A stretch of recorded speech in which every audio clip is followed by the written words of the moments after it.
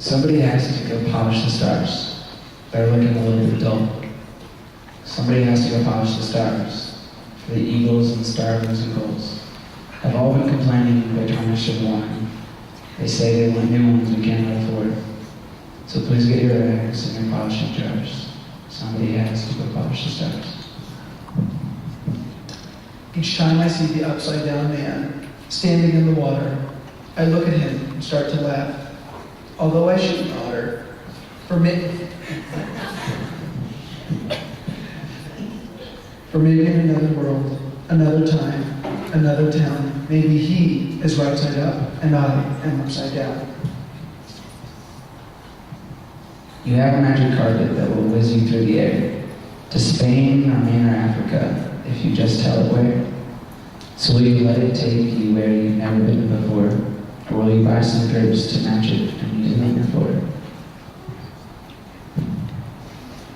Every time I race my shadow, when the sun was at my back, it always ran ahead of me. But every time I raced my shadow, when my face was towards the sun, I won.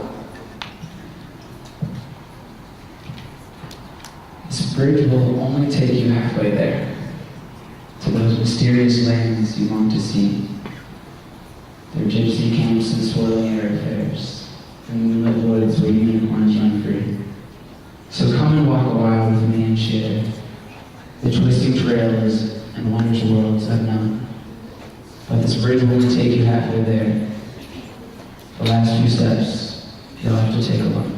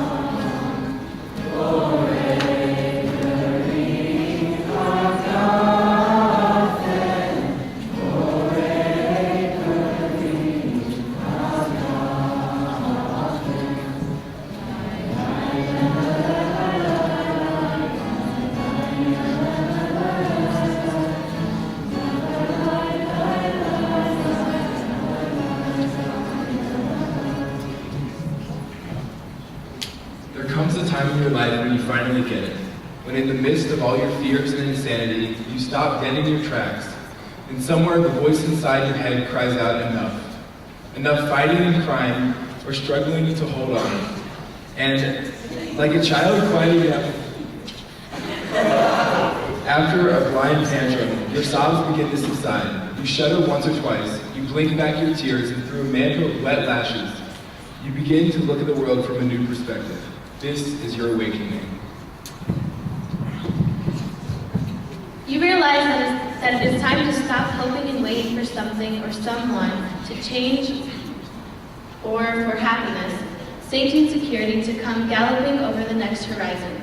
You come to terms with the fact that there aren't always fairy tale endings, or beginnings for that matter. and that for any guarantee of a happily ever after must begin with you.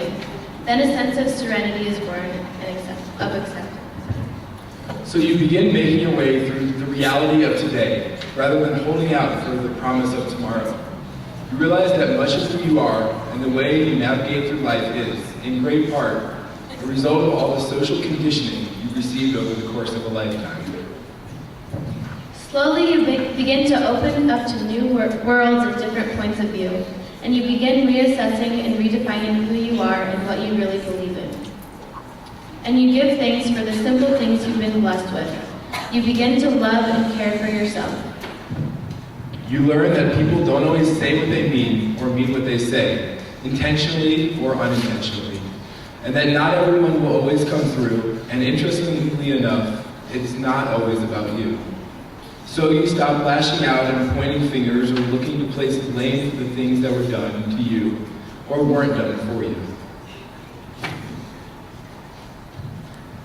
Moreover, you learn to look at people as they really are and not as who you want them to be.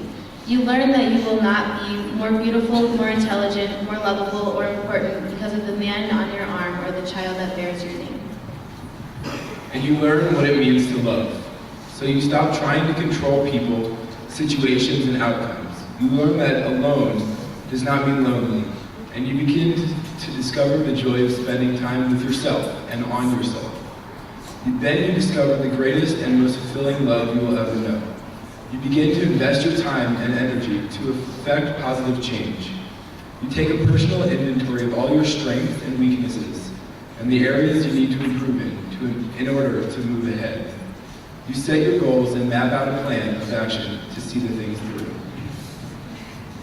You learn that life isn't always fair and you don't always get what you think you deserve, and you stop personalizing every loss or disappointment.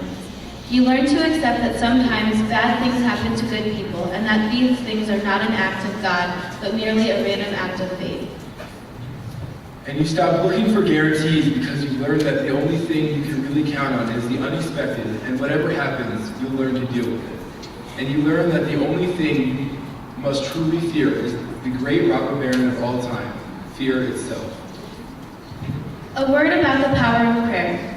In some of my darkest, most painful and frightening hours, I have prayed not for the answers to my prayers, or for the material things, or for my God to help me find the strength, confidence, and courage to persevere, to face each day and to do what I must do.